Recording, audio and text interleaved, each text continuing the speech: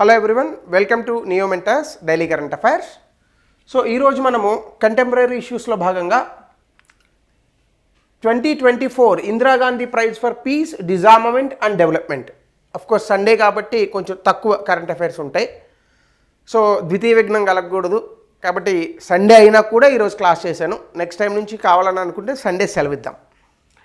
So Indira Gandhi prize for peace, disarmament and development అనేటటువంటి ఈ యొక్క బహుమతిని లేదా ఈ యొక్క అవార్డుని మిచెలీ బెచ్లెట్, ఈమె చిలీ ఫార్మర్ ప్రెసిడెంట్, అంటే గతంలో చిలీ అనేటటువంటి దేశానికి, సౌత్ అమెరికాలో ఉంటుంది ఈ దేశము, ఈ దేశానికి ఈమె ప్రెసిడెంట్గా ఉన్నారనమాట. అయితే ఈవిడి చేసినటువంటి కొన్ని పనులను గుర్తించి, ముఖ్యంగా ఈక్వాలిటీ కానీ అలాగే ఎల్జీబీటీ కమ్యూనిటీ తాలూకా హక్కుల కోసం కానీ ఇలాంటి అనేక అంశాలలో ముఖ్యంగా ఉమెన్కి సంబంధించి ఆమె చేసినటువంటి పోరాటాలను గుర్తించి ఈ యొక్క అవార్డును ఇచ్చారు. సో అవార్డు కనుక మనం చూస్తే Indira Gandhi prize for peace, disarmament and development, ఇది ఇందిరాగాంధీ మెమోరియల్ ట్రస్ట్ అని ఒకటి ఉంది. ఇందిరాగాంధీ గారు చనిపోయిన తర్వాత 1984లో ఈ యొక్క ట్రస్ట్ను ప్రారంభించారు. ఈ ప్రైజ్ని అప్పటి నుంచి 1986 నుంచి కూడా ఈ ప్రైజ్ని ఇస్తున్నారు. ఇందులో ఒక 25 లక్షల రూపాయల క్యాష్ ప్రైజ్ ఉంటుంది. అలాగే honorary contribution to peace and development, అంటే ఎవరైతే అభివృద్ధికి, ప్రపంచంలో శాంతికి, శాంతి అంటే అమ్మాయిని కాదు, పీస్ పాటుపడినటువంటి వ్యక్తులు ఉంటారో వాళ్లకు ఈ యొక్క అవార్డుని ప్రదానం చేస్తారు. అయితే మిచెలీ బెచ్లెట్ ఈమె చిలీకి ఫార్మర్ ప్రెసిడెంట్గా ఉన్నారు 2006 నుండి 2010 వరకు, అలాగే 2014 నుంచి 2018 వరకు 2 టర్మ్స్ చేశారు ఆవిడ. ముఖ్యంగా ఈవిడ చేసినటువంటి గొప్ప పనుల్లో చిలీలో, ఆ దేశంలో ఉన్నటువంటి విద్యా వ్యవస్థను బాగు చేయడం కానీ, అలాగే పన్నుల్లో సంస్కరణలు తీసుకురావడం కానీ, భారతదేశంతో ముఖ్యంగా ఫ్రీ ట్రేడ్ అగ్రిమెంట్ అనేటటువంటిది చిలీతో జరగడానికి ఈమె తాలూకా పాత్ర చాలా అద్భుతంగా ఉందన్నమాట. అలాగే యుఎన్ ఉమెన్లో, యునైటెడ్ నేషన్స్కి సంబంధించి ఉమెన్ ఫస్ట్ డైరెక్టర్గా ఈమె పనిచేశారు 2010 నుంచి 2013. అలాగే UN high commissioner for human rights కూడా 2018 నుంచి 2022 ఆమె ఉమెన్ డైరెక్టర్గా పనిచేయడం జరిగింది. సో ఇలా చాలా అద్భుతమైనటువంటి వ్యక్తి. ప్రపంచంలో ఉమెన్ ఎంపవర్మెంట్కి ఎగ్జాంపుల్గా కూడా ఆమెను చెప్తారు. ఎందుకంటే మనకి ప్రపంచ దేశాలు ఎన్నున్నా వాటిని లీడ్ చేసేటటువంటి ఉమెన్ హెడ్స్ ఎవరైతే ఉన్నారో వాళ్ళు చాలా తక్కువ మంది ఉన్నారు. అట్లాంటి వాళ్ళలో ఈ మిచెలీ బెచ్లెట్ అనేటటువంటి ఆమె చాలా గొప్ప వ్యక్తి. అలాగే కొన్ని ఫ్యాక్ట్స్ చూసుకుంటే యుఎన్ ఉమెన్ అనేటటువంటిది ఏంటంటే 2010లో దీన్ని ఎస్టాబ్లిష్ చేశారు. ప్రపంచంలో జెండర్ ఈక్వాలిటీ, లింగ సమానత్వాన్ని తీసుకురావడానికి, ఉమెన్ ఎంపవర్మెంట్ అంటే స్త్రీ సాధికారతను తీసుకురావడానికి ఐక్యరాజ్య సమితి నేతృత్వంలో వచ్చినటువంటి ఒక సంస్థ పేరే యుఎన్ ఉమెన్. అలాగే Indira Gandhi peace prize global contributions to peace and డెవలప్మెంట్ని రికగ్నైజ్ చేస్తూ ఉంటుంది. ఇందాక చెప్పాను నేను ఆల్రెడీ. అలాగే India Chile free trade agreement ఏదైతే ఉందో, బెచ్లెట్ ప్రెసిడెన్సీలోనే ఈ యొక్క ఇండియా ఫ్రీ ట్రేడ్ అగ్రిమెంట్ అనేటటువంటి చిలీ దేశంతో జరిగింది. ఈ పైన చెప్పినటువంటి అంశాల్లో ఏవైనా మీకు ఎగ్జామినేషన్లో క్వశ్చన్ల రూపంలో వచ్చే అవకాశం ఉంది. ముఖ్యంగా ఈ యొక్క చిలీ దేశంతో ఫ్రీ ట్రేడ్ అగ్రిమెంట్ ఉందనేటటువంటిది ఎవరు సాధారణంగా చదవరు. అది ఇది పెద్ద ఇంపార్టెంట్ కాదని అనుకుంటారు. కానీ ఈ క్రింది దేశాలతో, ఏ దేశాలతో ఫ్రీ ట్రేడ్ అగ్రిమెంట్ ఉంది అనేటటువంటి కంటెక్స్లో క్వశ్చన్ అడిగి అక్కడ చిలీ వస్తే ఈ చెప్పినటువంటి క్లాస్ కనుక మీకు గుర్తుంటే ఊరికనే 2 మార్కులు వస్తాయి. అలాగే రెండవ topic waste heat to usable electricity. సాధారణంగానే మనిషి తన తాలూకా జనాభాను విపరీతంగా పెంచుకుంటున్నాడు. ఈ భూమిపైన 800 కోట్ల మంది ప్రజలు ఉన్నారు. వీళ్ళు ఉత్పత్తి చేసేటటువంటి వేస్ట్ అంతటిని కూడా ఎక్కడ పారబోయాలో తెలియనటువంటి పరిస్థితుల్లో ప్రభుత్వాలు ఉన్నాయి. అలాంటి తరుణంలో సైన్స్ అండ్ టెక్నాలజీలో ఒక రెవల్యూషనరీ ప్రొడక్ట్గా వేస్ట్ హీట్ నుంచి ఎనర్జీ తయారు చేసేటటువంటి, అంటే ముఖ్యంగా క్లీన్ ఎనర్జీకి ఇది ఒక మైలురాయి అని చెప్పుకోవచ్చు. సో క్లీన్ ఎనర్జీని తయారు చేయడంలో ఈ వేస్ట్ హీట్ టు యూజబుల్ ఎలక్ట్రిసిటీని కొత్తగా కనుక్కున్నారు. అయితే ఇందులో ఒక మెటీరియల్ని వాడుతున్నారు, WSI2. దీన్ని టంగ్స్టన్ డైసిలిసైడ్ అని అంటారు. టంగ్స్టన్ డైసిలిసైడ్ మోస్ట్ ఇంపార్టెంట్ ఎగ్జామినేషన్లో. ఇలాంటి తెలియనివే మనకి ఎగ్జామినేషన్లో ఇస్తుంటాడు. అన్నీ మనకు తెలిసినవి ఇస్తే అది ఎగ్జామ్ ఎందుకు అవుతుంది? సో టంగ్స్టన్ డైసిలిసైడ్ ఇది థెర్మో ఎలక్ట్రిక్ కన్వర్జన్గా దీనికి వాడుతున్నారు. అంటే రీసెర్చర్స్ ఏం చెప్తున్నారంటే హీట్ టు ఎలక్ట్రిసిటీ, వేడి నుంచి విద్యుత్ ఉత్పత్తి చేసేటటువంటి దాంట్లో ఈ టంగ్స్టన్ డైసిలిసైడ్ని వాడి హై వేస్ట్ ఎనర్జీని కన్వర్జన్ అనేటటువంటి చేస్తున్నారనమాట. సో థర్మో ఎలక్ట్రిక్ మెటీరియల్స్ అనేటటువంటివి ఏం చేస్తాయంటే బేసికల్గా ఈ వేస్ట్ని మండించడం వల్ల వచ్చేటటువంటి హీట్ ఏదైతే ఉందో దాన్ని గ్రహించి దాన్ని ఎలక్ట్రిసిటీగా మారుస్తాయి. ఇవి ఇప్పుడు మనం వాడుతున్నటువంటి energy efficiency in devices or energy efficiency in industries or vehicles ఇలాంటి అన్నిటిలోని కూడా మనకి ఇది ఉపయోగపడుతుంది. So transverse thermoelectric devices అనేటటువంటివి ఏవైతే ఉన్నాయో ఇవి ఎలక్ట్రిసిటీని హీట్ ఫ్లో తీసుకొని, అంటే ఎక్కడి నుంచి అయితే వేడి వస్తుందో దాన్ని తీసుకొని వెంటనే దాన్ని విద్యుత్గా కన్వర్ట్ చేసేటటువంటి ప్రయత్నాలు చేస్తాయి. దీన్ని మనం ట్రాన్స్వర్స్ థర్మో ఎలక్ట్రిక్ డివైజెస్ అని అంటాం. దీని కారణంగా ఎనర్జీ లాస్ అనేటటువంటి దాన్ని మనం తగ్గించవచ్చు. So WSI2 axis dependent conduction polarity అనేటటువంటి ఒక ప్రాపర్టీని ఎగ్జిబిట్ చేస్తుంది. ఇదేంటంటే పాజిటివ్ నెగిటివ్ ఛార్జెస్ని డిఫరెంట్ డైరెక్షన్స్లో పంపించడానికి ఈ యొక్క ఫినామినాన్ని వాడతారనమాట. ఎగ్జామినేషన్లో ఇట్లాంటివి అడిగితే మనం అక్కడి నుంచి అక్కడే ఫ్యూజ్లు ఎగిరిపోతాయి. ఎందుకంటే సాధారణంగా మనం ఇలాంటి పదాలు చదవం.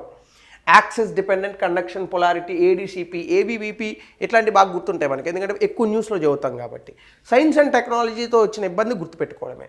అలాగే టెంపరేచర్ బేస్డ్ ఎక్స్పెరిమెంట్స్ కానీ సిమ్యులేషన్స్ కానీ చేయాలంటే ఈ యొక్క WSI2 అనేటటువంటి మెటీరియల్ వాడి TT డివైజెస్లో వాడతారు. అలాగే దీని డెవలప్మెంట్ వల్ల మనకి రానున్నటువంటి కాలంలో అడ్వాన్స్డ్ సెన్సార్స్ కానీ ఎనర్జీ ఎఫిషియెంట్ సిస్టమ్స్ని కానీ మనం యూజ్ చేసేటటువంటి అవకాశం ఉందని రీసెర్చర్స్ చెప్తున్నారు. సో సైన్స్ అండ్ టెక్నాలజీలో వెరీ ఇంపార్టెంట్. ఇది మీ రెగ్యులర్ న్యూస్ పేపర్స్లో రాలేదు, నేను కొన్ని వెబ్సైట్స్ని చూసి ఈ టాపిక్ని తీసుకొచ్చాను. అలాగే కార్బన్ నానో ట్యూబ్స్. ఈ మధ్యకాలంలో లిథియం అయాన్ బ్యాటరీస్ మనం ప్రతి డివైస్లో వాడుతున్నాం. కానీ ఈ లిథియం అయాన్ బ్యాటరీస్ కన్నా కూడా 3-4 రెట్లు ఎఫెక్టివ్గా ఎనర్జీ స్టోరేజ్ కోసం ఇప్పుడు నానో టెక్నాలజీతో రీసెర్చర్స్ తీసుకొస్తున్నటువంటి నెక్స్ట్ తరం ఏదైనా ఇన్నోవేషన్ ఉందంటే అదే కార్బన్ నానో ట్యూబ్స్. ఈ కార్బన్ నానో ట్యూబ్స్ ఇంకో ఇలా ఉంటాయి. ఈ కార్బన్ నానో ట్యూబ్స్ అనేటటువంటివి ఏంటంటే బేసికల్గా ఈ carbon nano tubes they store 3 times energy than lithium ion batteries. అంటే ఒక లిథియం అయాన్ బ్యాటరీ కన్నా కూడా 3 రెట్లు ఎనర్జీని ఈ యొక్క కార్బన్ నానో ట్యూబ్స్ వాడతాయి, స్టోర్ చేయగలుగుతాయి. ఈ కార్బన్ నానో ట్యూబ్స్ వల్ల రానున్నటువంటి కాలంలో మనం వాడేటటువంటి మొబైల్ ఫోన్స్ కానీ ఎలక్ట్రిక్ డివైజెస్ కానీ లేదా ఎలక్ట్రిక్ వెహికల్స్ కానీ సోలార్ ఎనర్జీలో ఈ యొక్క ఎనర్జీ స్టోరేజ్ కానీ చాలా విప్లవాత్మకంగా మారబోతోంది అని సైంటిస్టులు చెప్తున్నారు. అంటే ఇప్పటి వరకు మనకి ఒక ఫోన్ వాడితే పొద్దు నుంచి ఈవినింగ్ వరకు మనకి 100% పెడితే ఛార్జింగ్ వస్తుంది అనుకోండి. లిథియం అయాన్ బ్యాటరీస్ తీసేసి అందులో కార్బన్ నానో ట్యూబ్స్ టెక్నాలజీ కనుక వస్తే ఒక్కరోజు ఛార్జింగ్ పెడితే 3 రోజులు వస్తుంది ఫోను. సో ఆ రకంగా తక్కువ యూనిట్ మాస్లో ఈ నానో ట్యూబ్స్ అనేటటువంటివి లైట్ వెయిట్ అప్లికేషన్స్తో వచ్చేటటువంటి కొత్త రకం బ్యాటరీలను అనుకోవచ్చు. ఇవి single walled carbon nano tubes ఒక ఆటమ్ థిక్ కార్బన్ షీట్స్తో తయారు చేస్తారు, లైట్ వెయిట్గా ఉంటాయి. కాబట్టి రానున్నటువంటి రోజుల్లో ఈ ఎలక్ట్రిక్ డివైజెస్ అన్నీ కూడా తక్కువ వెయిట్ ఉన్నటువంటి డివైజెస్గా మారుతాయి. ఫోన్లు కూడా బరువు ఉండవు, ఫోన్లు సగం బరువు బ్యాటరీయే ఉంటుంది. సో ఈ కార్బన్ నానో ట్యూబ్స్ వస్తే ఏమవుతుందంటే ఆ యొక్క ఇది కూడా తగ్గుతుందన్నమాట. అలాగే ఈజీ టు మ్యానుఫ్యాక్చర్, ఇవి 100 times స్ట్రాంగర్ దెన్ స్టీల్ ఉంటాయి. అలాగే ఎనర్జీ టెస్టింగ్లో కూడా ఈ కార్బన్ నానో ట్యూబ్ రోప్స్ అని అంటారు, ఈ ట్విస్టెడ్ అండ్ టెస్టెడ్ ఉంటాయి. ఇదేంటంటే 15,000 times more energy per unit mass than steel springs. సాధారణంగా స్టీల్ స్ప్రింగ్స్ని ఈ లిథియం అయాన్ లాంటి బ్యాటరీస్ ఇలాంటి వాటిల్లో వాడతారనమాట, ఎందుకంటే ఆ వేడిని తట్టుకోవడానికి. ఈ నానో ట్యూబ్ రోప్స్ అనేటటువంటి వాటిని పెట్టడం వల్ల ఇంకా ఎక్కువ వేడిని తట్టుకుంటుంది. కాబట్టి రేపొద్దున డివైజెస్ హీట్ ఎక్కినా కూడా పాడవకుండా ఉంటాయి. సో ఆ రకంగా ఈ కార్బన్ నానో ట్యూబ్స్ని తీసుకొస్తున్నారు. ఈవెన్ టెంపరేచర్ రేంజ్ని కూడా ఈ రోప్స్కి చెక్ చేశారట. -60 degrees నుంచి 100 degrees టెంపరేచర్ వరకు ఇది తట్టుకుంటుందంట. అలాగే దీనికి సేఫ్టీ అడ్వాంటేజ్ ఉంది. ఇదేంటంటే హ్యూమన్ బాడీకి మిగతా ఈ యొక్క బ్యాటరీస్తో పోలిస్తే, కన్వెన్షనల్ బ్యాటరీస్తో పోలిస్తే ఈ యొక్క కార్బన్ నానో ట్యూబ్స్ అనేటటువంటివి బాడీకి సేఫ్గా ఉంటాయి. విచ్ మీన్స్ రేడియేషన్ ఎఫెక్ట్, ఈ ఫోన్ల ద్వారా వచ్చేటటువంటి రేడియేషన్ ఎఫెక్ట్ అనేటటువంటి చాలా తగ్గుతుందని చెప్తున్నారు. ఫ్యూచర్ అప్లికేషన్స్లో కూడా ఈ నానో ట్యూబ్ని ఎనర్జీ సోర్సెస్ ఫర్ సెన్సర్స్లో కూడా ఎనర్జీ డిప్లాయ్మెంట్గా భాగంగా ఈ నానో ట్యూబ్స్ని వాడతారట. సో ఖచ్చితంగా రానున్నటువంటి రోజుల్లో మనం వాడే ఎలక్ట్రానిక్ డివైజెస్ అన్నిటిలోని కార్బన్ నానో ట్యూబ్స్ వస్తాయి. వాటి తాలూకా వెయిట్ కూడా తగ్గుతుంది. అలాగే దీనికి సంబంధించి research nature nano technology highlights nano tube అనేటటువంటి దాంట్లో ఈ యొక్క పబ్లిషింగ్ అనేటటువంటిది పడింది. నేను అక్కడి నుంచే తీసుకున్నాను. సో రెగ్యులర్ న్యూస్ పేపర్లో అక్కడక్కడ కనిపించింది కానీ ఫుల్ ప్లెజ్డ్ ఇన్ఫర్మేషన్ అయితే లేదు. డెఫినెట్గా ఇలాంటి క్వశ్చన్స్ మనకి ఎగ్జామ్లో వస్తాయి. అలాగే అన్న చక్ర, ఈ మధ్యకాలంలో PDS supply chain optimization tool. కేంద్ర ప్రభుత్వం ఎఫ్డిఐ ద్వారా ఈ యొక్క ఎఫ్డిఐ అంటే నా ఉద్దేశంలో ఎఫ్సిఐ, ఎఫ్డిఐ కాదు, ఎకనామీ కదా, ఎఫ్డిఐకి వెళ్ళిపోయింది. ఫుడ్ కార్పొరేషన్ ఆఫ్ ఇండియా ద్వారా రాష్ట్ర ప్రభుత్వాలన్నింటికీ కూడా నేషనల్ ఫుడ్ సెక్యూరిటీ యాక్ట్, జాతీయ ఆహార భద్రత చట్టం 2013ను అనుసరించి ఆహార ధాన్యాలను అన్ని రాష్ట్రాలకి పంపిణీ చేస్తారు. అయితే ఈ పంపిణీ చేయడంలో చాలా డిలేస్ జరిగేవన్నమాట. ఆ డిలేస్ని తగ్గించడానికి ఒక టూల్ని పీడిఎస్ సిస్టంలో తీసుకొచ్చారు. దాని పేరే Anna Chakra, PDS supply chain optimization tool. ఇది ఏం చేస్తుందంటే ట్రాన్స్పోర్టేషన్ అనేటటువంటిది ఏదైతే ఉందో అందులో బెటర్ రూట్స్ను అది ఫైండ్ అవుట్ చేసి ఒక లాజిస్టిక్ నెట్వర్క్లో భాగంగా ఎఫిషియన్సీని పెంచుతుంది. అంటే గతంలో ఈ టూల్ వాడకుండా ఒక ప్రాంతం నుంచి మరొక ప్రాంతానికి 5 గంటల్లో సప్లై అయ్యేది ఇప్పుడు 3 గంటల్లోనే సప్లై అయ్యేలా చేస్తుంది అనమాట. దీనివల్ల ఎనర్జీ ఎఫిషియన్సీ వస్తుంది కదా. సో దీన్ని వరల్డ్ ఫుడ్ ప్రోగ్రామ్, అలాగే ఐఐటి ఢిల్లీ, ఎఫ్ఐటిటి అనేటటువంటి సంస్థ, ఈ ముగ్గురు కలిసి దీన్ని డిజైన్ చేశారు. ఖచ్చితంగా మనకి ఎగ్జామినేషన్లో ఇలాంటి క్వశ్చన్లు యూపీఎస్సీ అండ్ గ్రూప్ 1 గ్రూప్ 2స్లో చాలా రెగ్యులర్గా వచ్చేటటువంటి ప్రశ్నలు. అడ్వాన్స్డ్ ఆల్గారిథంని వాడుతున్నారు ఈ ట్రాన్స్పోర్టేషన్ కోసం. దీనివల్ల 81 కోట్ల beneficiaries, world largest food program మన దేశంలోనే ఉంది. ఆ ప్రోగ్రామ్కి ఇది లాజిస్టిక్ సపోర్ట్ అనేది ఇవ్వడం జరుగుతుంది. దీనివల్ల సంవత్సరానికి మిగిలేది 250 కోట్లు మిగులుతుందని చెప్తున్నారు. అలాగే 58 కోట్ల quintal kilometres in transport distance కూడా మనం సేవ్ చేయొచ్చు అని చెప్తున్నారు. 250 కోట్లు అంటే ఏం ఆషామాషి వ్యవహారం కాదు కదండి.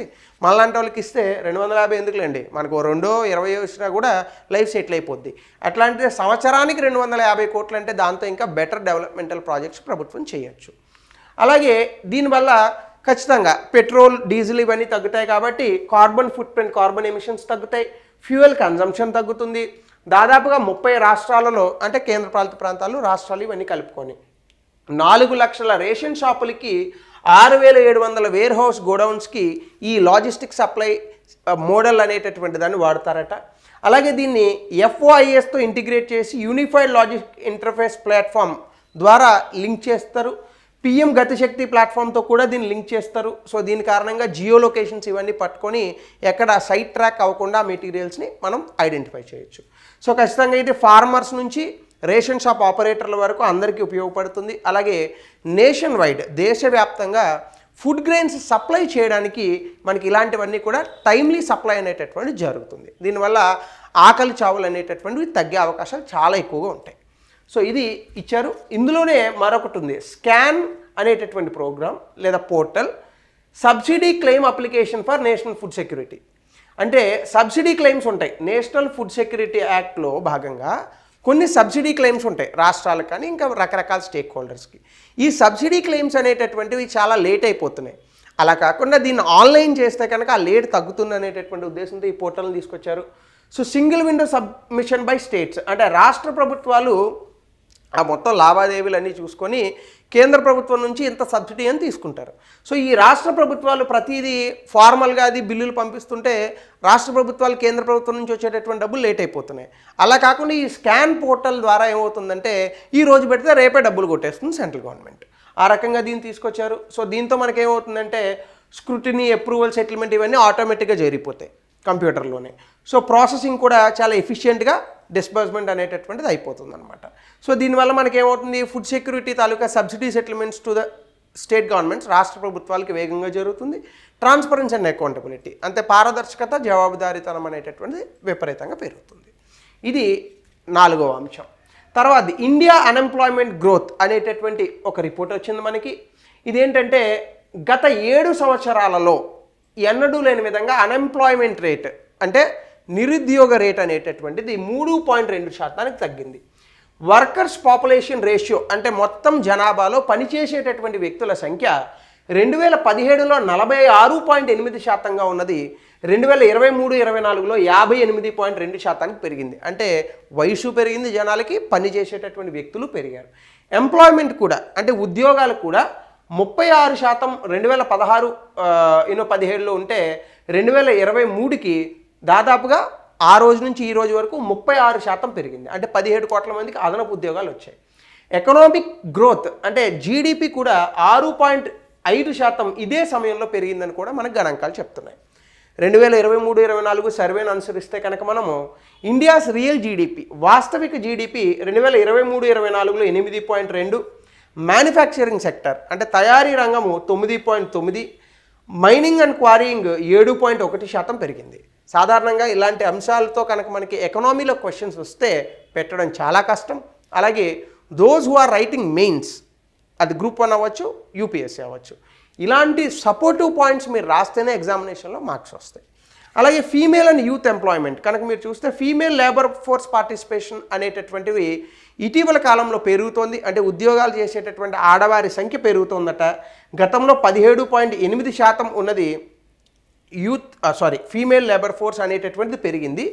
యూత్ అన్ఎంప్లాయ్మెంట్ అనేటటువంటిది, ఎంప్లాయ్మెంట్ అన్నాను చూసుకోండి, యూత్ అన్ఎంప్లాయ్మెంట్ అంటే యూత్లో ఉద్యోగాలు లేని వాళ్ళ సంఖ్య గతంలో 17% ఉన్నది, ఇప్పుడు 10%కి తగ్గింది. అంటే ఫీమేల్ ఎంప్లాయ్మెంట్ పెరిగింది, యూత్ ఎంప్లాయ్మెంట్ కూడా పెరిగింది. యూత్ అన్ఎంప్లాయ్మెంట్ తగ్గిందంటే ఎంప్లాయ్మెంట్ పెరిగినట్టే కదా. అలాగే గిగ్ ఎకనామీలో కనుక మనం చూస్తే రానున్నటువంటి రోజుల్లో కేవలం గిగ్ ఎకనామీలోనే 2029-2030 సంవత్సరానికి 2.3 కోట్ల ఉద్యోగాలు వస్తాయని ఒక అంచనా వేశారు. అలాగే అగ్రికల్చర్ స్టిల్ ఇప్పటికీ కూడా ఇంత అధిక జీడిపి దేశంలో వస్తున్నప్పటికీ 45% వర్క్ ఫోర్స్ అంతా కూడా వ్యవసాయ రంగం మీద ఆధారపడి ఉంది. అలాగే ఈపీఎఫ్ఓ చెప్పినటువంటి లెక్కల ప్రకారం payroll additions, net payroll additions అంటే ఏంటంటే పే స్లిప్స్ వచ్చి అకౌంట్లో డబ్బులు పడేటటువంటి పేరోల్ ఎడిషన్స్ ఏవైతే ఉన్నాయో అవి 61 లక్షల నుండి 1.3 కోట్లకు పెరిగాయి. విచ్ మీన్స్ సంఘటిత రంగం అని అంటాం కదా, ఆర్గనైజ్డ్ సెక్టార్ జాబ్స్ అనేటటువంటివి పెరుగుతున్నాయి భారతదేశంలో. అలాగే కన్జంప్షన్ డ్రివెన్ గ్రోత్, భారతదేశంలో ఎక్కువగా డిమాండ్ ఉండడం వల్లనే మనకు జీడిపి వస్తుంది, అది అలాగే కొనసాగుతోంది. ఇది నిన్నటిది, నామినల్ జీడిపి 2023-24లో 9.6, రియల్ జీడిపి 7.2.